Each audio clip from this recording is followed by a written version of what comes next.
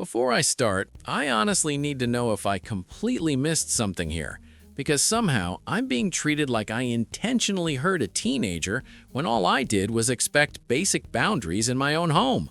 This situation has turned my in-laws against me, started arguments I never asked for, and made me question whether standing up for myself was somehow wrong. So let me explain what actually happened. Story 1. Am I the asshole for refusing to give my fiancée $25,000 of my bonus to pay off her parents' mortgage? I'm a 30-year-old guy working in tech, and I'll be honest, this year was huge for me. I busted my ass, worked insane hours, and it paid off. I got a $50,000 year-end bonus. I was over the moon, not because I wanted to splurge, but because I've been saving for years to buy a house. Rent has always felt like setting money on fire, and this bonus finally made owning a place feel real. I told my fiancée, she's 28, and at first she was excited for me. She kept saying how proud she was and how this was a big step toward our future. Then a few days later, she sat me down and said she wanted to talk about my bonus. She started softly, like really softly. She said her parents were struggling with their mortgage and that things had been tight for them lately. I sympathized, I really did. Then she asked if I could help them out a little. I asked what she meant by a little. She said, maybe 10,000? That alone caught me off guard. I didn't say yes or no right away. I told her I needed time to think. A day later, that number quietly turned into 15,000, then 20, and eventually she landed on $25,000, half my bonus. That's when I said no. I told her I worked extremely hard for that money, that I had a plan for it, and that while I felt bad for her parents, I didn't think it was my responsibility to bail them out, especially when they hadn't even asked me directly. She didn't take that well. She immediately called me selfish. She said we were about to get married, that her parents were going to be my family, and that this is what family does. Then she pulled out the guilt card and started talking about all the sacrifices her parents made for her growing up. She said helping them was the least I could do. Here's the thing. Her parents aren't destitute. They recently bought a newer car. They go on small trips. They live comfortably, just not carefully. And somehow that became my problem to solve. After that conversation, she got cold, distant, short with me. Then I found out she told her parents about my bonus without asking me first. That's when things really went downhill. They never outright asked me for money, but suddenly every conversation was loaded. Comments like, "You're so lucky to have extra cash," or "Some people would kill for an opportunity like that." Just enough to make me feel like the bad guy.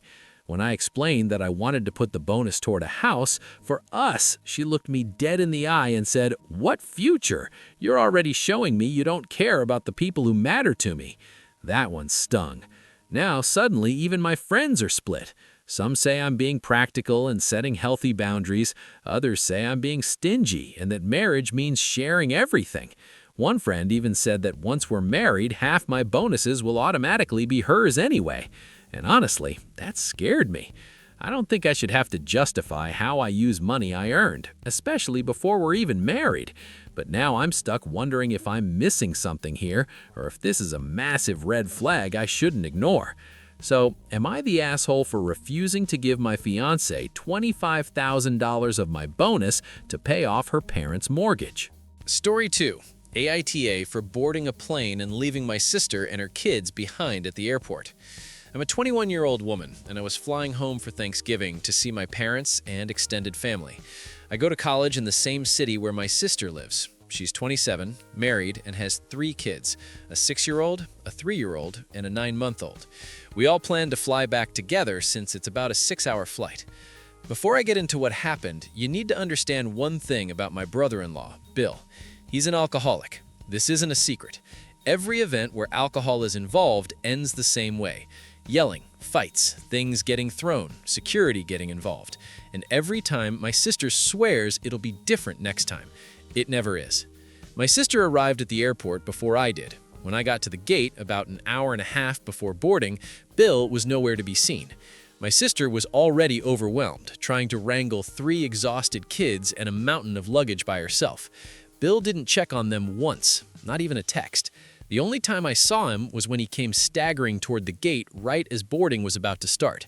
The second my sister tried to talk to him, he got loud, then aggressive. I was standing in the boarding line, watching it escalate in real time. His voice got louder, people started staring, and within minutes, airport security stepped in. That's when my sister waved me over, clearly panicking. She told me security wasn't going to let Bill fly and that she needed help. I asked what kind of help she meant. She just kept repeating that Bill couldn't fly with us. I asked if she was planning to stay behind and deal with it. She said yes, so I asked if I should take Bill's seat and sit next to one of the kids so she wouldn't be alone with all three on a long flight. She looked at me like I was speaking another language. Then she said she expected me to stay behind with her instead. That's when I realized what she actually wanted. She wanted me to miss Thanksgiving, miss seeing our family, and potentially get stranded for days during the busiest travel season of the year, so I could help her manage her drunk husband and her kids. I told her no. I said traveling during the holidays is chaos, and there was no guarantee we'd get another flight anytime soon, especially if Bill was banned from flying altogether. Her kids needed their mother. Bill didn't need a babysitter, and I wasn't going to sacrifice my plans because he couldn't control himself. She started crying and told me she didn't know what to do with him. She said if he couldn't fly or if he got arrested, she didn't know how she'd handle it. I told her that wasn't my responsibility. Bill isn't a child. He's a grown man who knows exactly how he behaves when he drinks, and if she knows that too, which she does, then it was on her to prevent this situation in the first place. I told her she chose to marry an alcoholic. I didn't. I also said I wasn't missing Thanksgiving because her husband can't hold his liquor. So I boarded the plane. She stayed behind. I made it home, and my family was happy to see me, but the reaction wasn't all positive. A lot of them said I was insensitive. My mom was especially angry and said I should have stayed to support my sister no matter what. But here's the thing. I've been supporting her for years. Covering, excusing, helping, enabling, and it's never fixed anything. At some point, someone has to stop absorbing the consequences for someone else's choices. So, am I the asshole for boarding the plane and leaving my sister and her kids behind at the airport? Story 3. AITA for threatening to divorce my wife if she doesn't start contributing at home. I'm 33 and my wife Steph is 32. We've been married for 4 years. From the start, we agreed that I'd work and she'd stay home. I have a physically demanding job, long hours, and when I get home, I'm exhausted. The deal wasn't that she'd be a 1950s housewife or anything extreme, just that we'd both contribute in our own ways. That hasn't really happened. Since we got married, Steph has been wildly inconsistent with anything related to the house. Some weeks she'll cook once or twice, most weeks nothing. The place doesn't fall apart, but it also doesn't feel like anyone's taking responsibility. What she does do consistently is sit at the table or on the couch, hunched over her phone for hours. Instagram, TikTok, Netflix, over and over. I've tried bringing it up calmly, multiple times. Every conversation goes the same way. She shuts down, gets defensive, or says we'll talk about it later. We never do. Twice a year, I get opportunities to travel overseas for work. I supervise construction projects and train crews, and the pay for these trips is fantastic. Steph usually likes it when I go because it means a bigger paycheck when I get back. 3 weeks ago, I was leaving for a 2-week trip. That morning, I texted her and told her my schedule was tight. I said I'd be home at 12:30 to grab my luggage, I'd have about 10 minutes to eat, and then I had to head straight to the airport. I asked her if she could make me something simple for lunch. She said yes. I reminded her again at noon that I was leaving the job site. She said okay. I walked in the door at exactly 12:30. She was sitting at the dining table, staring at her phone. No food, no prep, nothing. When she looked up and saw me, she panicked and said she'd start cooking. I told her not to bother. I was frustrated, tired, and hurt. And yeah, I said something I shouldn't have.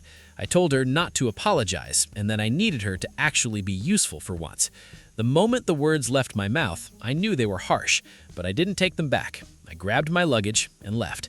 At the airport, I ate something mediocre and thought about it for 2 weeks straight. When I got home, Steph was still angry. She told me what I said was cruel and over the line. I asked what she'd been doing while I was gone, hoping maybe I'd hear something different.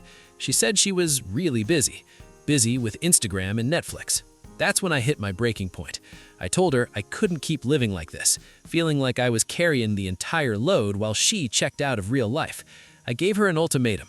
I said she had a month to start contributing consistently, whether that meant cooking, cleaning, or actually treating staying home like a responsibility, or I was done. I told her I'd file for divorce.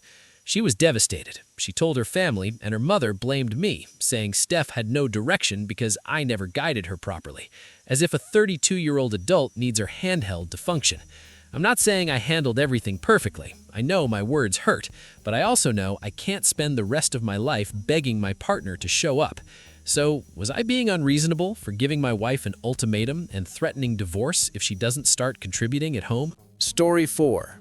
Am I the asshole for canceling Christmas after my mom called the police on my husband?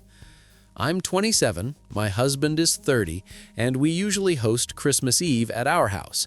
Nothing fancy, just my divorced parents and my 3 teenage siblings. This year was supposed to be a little different because we just had a newborn and I was exhausted, but I still agreed to host. That is, until my mom called the cops on my husband. A few weeks ago, my 19-year-old sister called me crying. She asked if I could come pick up our youngest sister, who's 17, because she'd gotten into a fight with our mom and my mom had slapped her. Our baby was asleep, so I stayed home while my husband drove out to get both of my sisters as quickly as possible. When he got there, my mom and my 17-year-old sister were sitting in a car at a laundromat. The argument had already happened at home. My husband walked up to the car and calmly told my sister to get out so he could take her somewhere safe. My mom lost it. She started screaming, causing a scene, yanking on the car door, and threatening to call the police if he didn't let my sister out of the car immediately. At that point, my husband locked the doors and kept telling her that our sister needed space and that he was taking her back to our house. My mom stormed off. I was on the phone with my husband the entire time, and I told him to drive away. I said if she wanted to call the cops, she could send them to our house. I truly didn't think she would. She did. The police showed up, talked to everyone, and thankfully sided with us. They agreed that my 17-year-old sister needed to be removed from the situation and allowed her to stay with me for a few days. That should have been the end of it, but instead, my mom was furious. For context, my mom hates that my sisters and I are close. She's spent years telling them to keep secrets from me, to stop running to me when things go wrong in her house. She treats me like an outsider instead of her daughter, and insists that whatever happens under her roof is none of my business. She also has a habit of sweeping everything under the rug. She'll never apologize or talk things through. If you confront her, she either deflects, gaslights, or pulls the "sorry I'm such a terrible mother" card until everyone backs off. After calling the police on my husband with the intention of getting him in trouble, she acted like nothing happened, like she could just show up on Christmas Eve, smile, and play happy family. I couldn't let that happen. I told her that unless she could come to me like an adult, take responsibility for what she did, and apologize, she was not welcome in my home. No apology, no conversation, no Christmas. So I canceled Christmas Eve. Some family members think I went too far. They say she was just emotional and didn't mean for things to escalate. But all I can think about is how close my husband came to being arrested, how easily that situation could have ruined our lives, and how she still refuses to acknowledge it. I'm done pretending everything is fine just to keep the peace.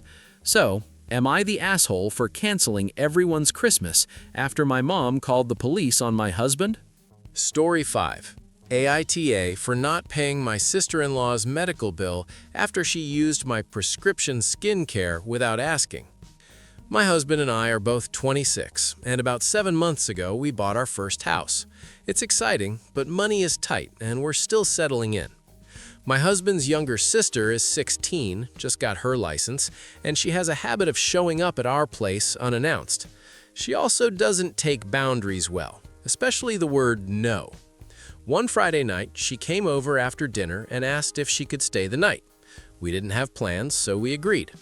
Later, she asked to shower, and since our guest bathroom isn't stocked yet, we told her she could use ours. Here's where context matters. I spend extra on hair and skincare because my hair is unruly and my skin is sensitive. My shampoo alone was a brand new $27 bottle, and I also used prescription skincare that took weeks for my skin to adjust to. I keep that prescription stuff in a pharmacy bag tucked away in a drawer. The next morning, I walked into the bathroom and immediately felt my stomach drop. Half my shampoo was gone. Nearly all of my conditioner was gone. The counter was a mess, and my skincare products were scattered everywhere, including my prescription cream, which had clearly been used. All told, she'd used close to $50 worth of products in a single shower. I didn't yell. I didn't accuse her of anything crazy. I calmly told her that next time she needed to bring her own products. I explained that I buy expensive items intentionally and can't afford to replace that much product every time she stays over. She got passive-aggressive, made a comment about me being selfish, and left shortly after.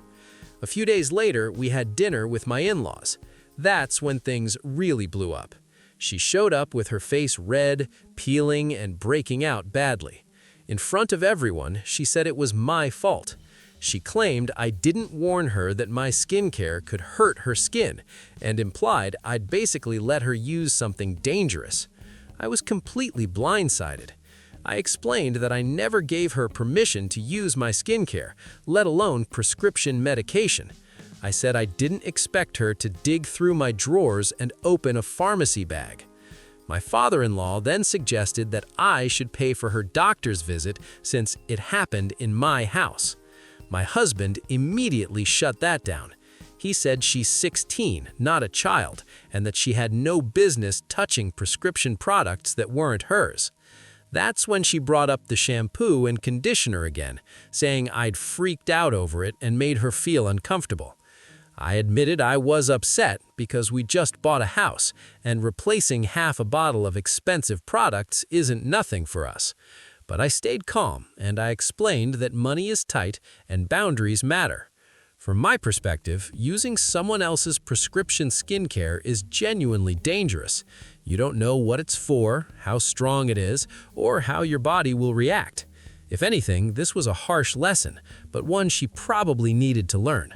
If she had asked, I would have happily given her something safe to use, just not medication that took weeks for my own skin to tolerate. Now I'm being painted as the villain for not warning her, even though I never gave her permission in the first place. So honestly, am I the asshole for refusing to take responsibility for my sister-in-law's reaction after she used my personal prescription skincare without asking? I genuinely don't understand how this turned into my responsibility. I didn't give permission, I didn't hand her the product, I didn't even know she touched it until the damage was already done. But now I'm being told that because it happened under my roof, I should have predicted it, prevented it, and paid for it. At this point, I'm not even angry, I'm just confused. So I need outside opinions on this. Am I the asshole here? Or did I just become the convenient villain because someone didn't want to admit they crossed a line?